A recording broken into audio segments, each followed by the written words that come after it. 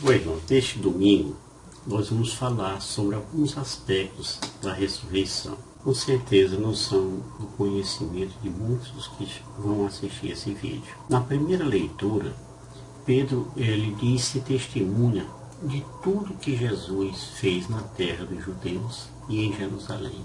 Ele disse lá na sua carta, em Atos: eles o mataram pregando-o numa cruz, mas Deus o ressuscitou no terceiro dia, concedendo-lhe manifestar-se não a todo o povo, mas às testemunhas que Deus havia escolhido, a nós que comemos e bebemos com Jesus depois que ressuscitou dos mortos. Então Pedro fala de cada, ele viu, ele participou daquilo tudo. Já na segunda leitura, Paulo nos lembra o seguinte: se ressuscitastes com Cristo, esforçai-vos por alcançar as coisas do alto, onde está Cristo sentado à direita de Deus, e aspirai às coisas celestes e não às coisas terrestres. Então, nós vamos iniciar agora o nosso vídeo. A ressurreição de Jesus é o evento central do cristianismo, que ele ocorreu no terceiro dia após a sua crucificação. A morte de Jesus, ela ocorreu numa sexta-feira, e tudo isso é aceito pelos a maioria dos historiadores. Eles dizem que essa data foi no dia 3 de abril do ano 33, por volta das 3 horas da tarde, e como eles chamam lá de hora nona, né? Apesar de que tem alguns estudiosos também que dizem que a data foi 7 de abril de 30 depois de Cristo. Isso aí durante a celebração da Páscoa judaica, né? 14 Nissan. Essa data, ela marca a Sexta-feira Santa Cristã, certo? Então vamos falar aqui o que aconteceu durante o Sábado Santo, né? Na sexta-feira teve a crucificação, e depois da crucificação Jesus foi posto lá no seu túmulo, e vamos ver o que aconteceu no Sábado Santo. O Sábado Santo, ou então o Sábado de Aleluia, como aí nós chamamos também aqui, é um dia de grande silêncio e de muita reflexão sobre o que aconteceu entre a crucificação sexta-feira e a ressurreição no domingo.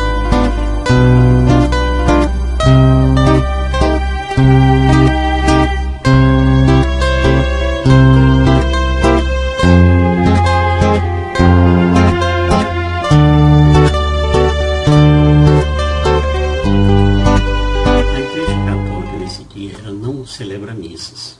Isso aí justamente para lembrar o repouso de Jesus no túmulo, e enquanto ele estava lá, a sua descida à mansão dos mortos, justamente para liberar os justos. Não vamos confundir a mansão dos mortos com o inferno, com o Sheol. Isso aí eu vou falar daqui a pouco, tá? Então vamos falar aqui um pouco dessa descida à mansão dos mortos. A teologia cristã, ela ensina que neste dia Jesus desceu ao mundo dos mortos. Olha a diferença, ao mundo dos mortos e não ao inferno dos condenados. Entenda bem essa diferença. Jesus, ele não desceu à mansão dos mortos, considerado Sheol em hebraico, né? Ou então Hades em grego, como um derrotado, mas sim como vitorioso para libertar as almas que aguardavam a salvação, inclusive de Adão e Eva. Jesus repousou após dizer: tudo está consumado. Isso aí justamente simbolizando o repouso de Deus, que você deve lembrar, né? No sétimo dia Deus repousou, né? Após justamente a obra da criação e da redenção. Pois bem, o Sábado Santo, ele termina com a vigília pascal, que é realizada na noite do sábado para o domingo. É uma celebração litúrgica intensa que marca a transição da morte para a ressurreição. E com isso ele inicia a bênção do fogo novo, né? Ou seja, o acendimento do círio pascal, simbolizando o Cristo luz. E por último, a proclamação da ressurreição, rompendo o silêncio do dia. Passamos do Sábado Santo, né? E vamos falar agora sobre o dia da ressurreição. Então, relatos bíblicos indicam que mulheres encontraram um túmulo vazio na manhã do domingo, com a pedra já removida por um anjo. A pedra era pesada demais, não dava para ela não. E também Jesus, depois aparecendo aos discípulos, né, provando a sua vitória sobre a morte. O túmulo vazio. Maria Madalena e outras mulheres que estavam com ela foram as primeiras a testemunhar o corpo de Jesus, a testemunhar que o corpo de Jesus não estava no sepulcro. Jesus apareceu várias vezes após a sua morte, incluindo essas mulheres, os discípulos de Emaús, Tomé, mostrando as suas feridas para provar que não era um espírito, né, mas que estava ali fisicamente vivo. Mas qual é a importância da ressurreição de Jesus? A Bíblia diz que a ressurreição de Jesus é a base da fé cristã. Se Jesus não ressuscitou, nossa fé é inútil, porque nossos pecados não foram perdoados. Isso aí está em 1 Coríntios 15, de 17 a 19. A ressurreição de Jesus mostrou que o seu sacrifício na cruz foi perfeito. Com o preço todo pago, Jesus não podia continuar morto. Jesus venceu. A morte de Jesus sem a ressurreição não teria valor nenhum, zero. Até porque ele próprio é que tinha anunciado que ressuscitaria. Muitos filhos de Deus foram mortos, mas nenhum deles ressuscitou para a vida eterna. Com a ressurreição de Jesus, ficou provado que era mais do que um homem. Ele era mais do que um homem. Ele era realmente o Filho de Deus. A ressurreição de Jesus também prova que a ressurreição dos mortos é real. Assim como Jesus ressuscitou, um dia os salvos vão ressuscitar e ter a vida eterna. 1 Coríntios 15, de 20 a 22. Alguns padres apostólicos estudaram a morte e a ressurreição de Jesus. Entre eles, Santo Inácio de Antioquia. Né? Nós temos também São Policarpo de Esmirna. Também temos Justino Marte, além de outros, né?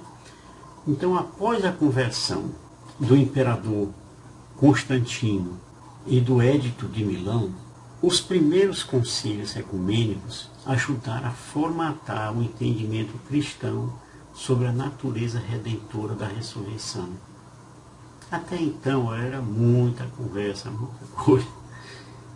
Não foi fácil os primeiros tempos, não. Foi preciso esses padres aí lutarem muito. Então, para seu conhecimento, no Édito de Milão, esse édito ocorreu em 313 depois de Cristo, os imperadores Constantino, que representava o Ocidente, e o Licínio, que representava o Oriente, assinaram lá um acordo que estabelecia a liberdade de culto e o fim da perseguição aos cristãos no Império Romano. A crença na ressurreição dos corpos foi uma constante na Igreja Antiga e foi muito defendida por Santo Agostinho de Hipona. Quando se converteu, né, ele era lá do norte da África, Cartago, né? Ele se converteu em 386 e Santo Agostinho passou a ser um dos maiores defensores do cristianismo no mundo. Para vocês terem a ideia, temos 4 provas, vamos detalhar uma por uma, de que Jesus ressuscitou. Porque eu estou falando isso aqui, hoje parece tão simples, né? Não, ressuscitou e tal, mas naquela época a barra era pesada demais. Existem várias evidências que podem nos ajudar a fortalecer a nossa fé. Primeiro, o número de relatos. A história da ressurreição não foi uma lenda contada com poucos detalhes, né? Na Bíblia, nós temos 4 relatos detalhados do que aconteceu. Isso aí nos 4 evangelhos, com as datas, localizações e testemunhas. Se fosse só uma lenda, não haveria tantos detalhes exatos para a investigação dos fatos. Mateus e João eram apóstolos e cada qual escreveu sobre a ressurreição da sua própria perspectiva, ou com a antiga tradição. Marcos falou sobre a ressurreição baseado no testemunho de Pedro. Marcos, você sabe que acompanhou Pedro por muito tempo no seu ministério. No início de seu evangelho, Lucas afirmou que tinha investigado tudo com muito cuidado. Você pode ler no seu evangelho que vai estar lá escrito isso, para confirmar o que as testemunhas oculares tinham visto.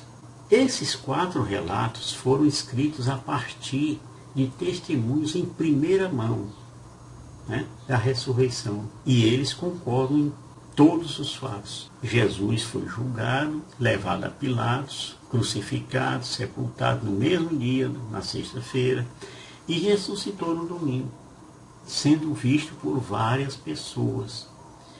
Ao mesmo tempo, cada testemunha fala de detalhes diferentes que completam a história. Isso mostra que não se limitaram todos a copiar a informação da mesma fonte. Não saiu da mente de uma só pessoa. Cada pessoa se lembrou de detalhes diferentes, como assim na vida real. Séculos depois da ressurreição de Jesus, os líderes das igrejas se reuniram para investigar quais desses relatos eram dignos de confiança. E só os relatos com origem comprovada foram aceitos na Bíblia. Além desses, nós consideramos bons os relatos assim feitos pelo escritor judeu Flávio Joséfo. O segundo detalhe é a morte de Jesus. Sem a morte não haveria ressurreição. Era impossível sobreviver a uma crucificação depois de sofrer um flagelo, chicotadas que levou por si só já poderia ter matado Jesus. Além do mais, os soldados que viram o estado das 3 pessoas crucificadas e espetaram lá Jesus com a lança, para garantir que ele estivesse morto, também fala disso. Jesus não poderia ter sobrevivido, se recuperado a tempo de apresentar de pé e se apresentar de pé aos seus discípulos, né? 3 dias depois. Não teria a menor condição. Então, várias pessoas estiveram presentes na morte de Jesus, incluindo os inimigos, né, que estavam lá zombando. Algumas mulheres seguiram tudo o que tinha acontecido e só foram embora depois que viram onde Jesus tinha sido sepultado. Por isso, elas não podem ter se enganado no lugar do enterro no domingo, encontrando o túmulo errado. Elas foram no túmulo certinho, era lá do José de Arimateia. Elas sabiam onde procurar o corpo, não é isso? O terceiro fato, como prova, né, é o túmulo vazio. O corpo de Jesus ele desapareceu e nunca foi encontrado. Seus inimigos disseram lá que o corpo tinha sido roubado e tal, Mateus 28, 12 a 14. Mas esses mesmos inimigos tinham enviado um pelotão de soldados para guardar o túmulo com todo cuidado, né? Justamente para evitar que o corpo fosse roubado, como os judeus estavam com medo terrível.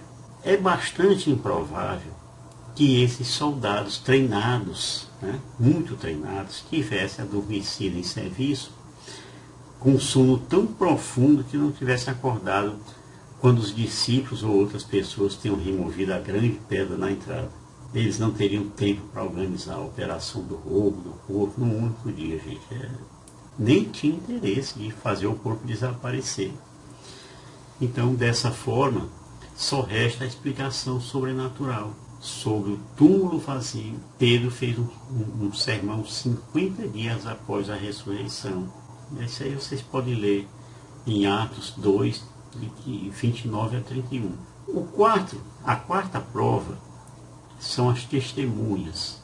Jesus foi visto vivo por muitas pessoas diferentes depois da sua morte na cruz.